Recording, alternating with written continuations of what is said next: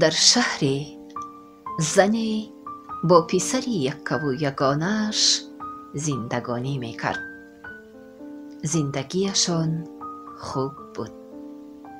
باری پسری این زن به سفری برآمد و اما از سفر برنگشت.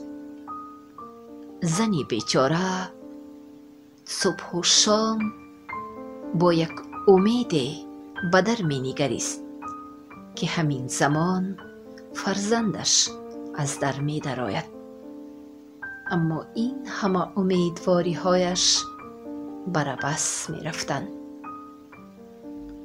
زن هر روز یک نان می پخت و آن نان را به پشت دروازه می گذاشت تا که فقیر بینوای بیچاره آن را بگیرد و در حق این زن دعا بکند.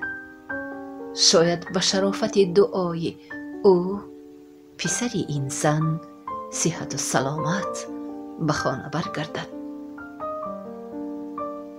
زن هر روز یک نان را به پشت دروازه‌اش می‌گذاشت و می‌دید که تنها یک فقیر کوز پشته می آید و این نان را می گیرد و هر باره که این کوز پشت نان را می گرفت روی به جانب خانه این زن می کرد و می گفت بدی کنی بدی می بینی.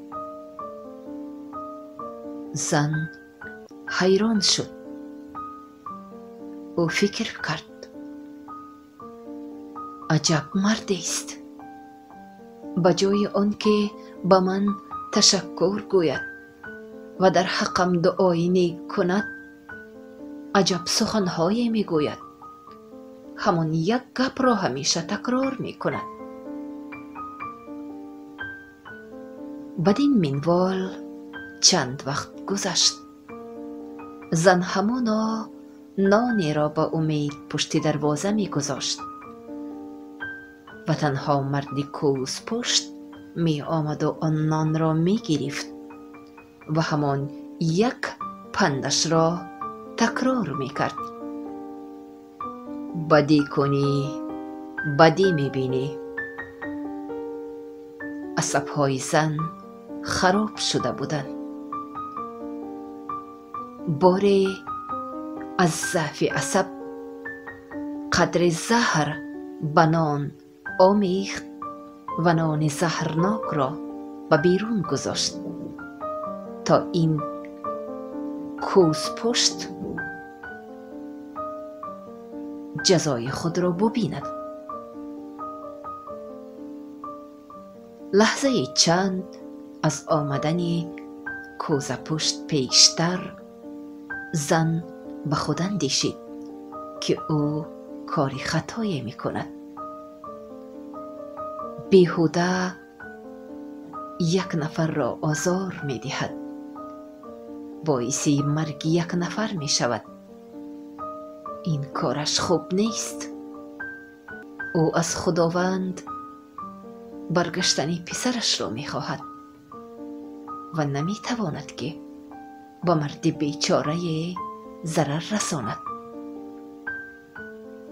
زن در حال رفته آن نان زهرآلود را می گیرد و به جایش نانی دیگری می گذارد. همان بیگاه نیز مرد کوز پشت نان را می گیرد و روی به جانب زن می کند و می گوید بدی کنی بدی می بینی. نیمه شب کسی دروازه زن را کوفت. زنی بیچاره با ترس و هراس دروازه را گشود و دید که جوان مردی است با سر و لباس چرکین و دریده.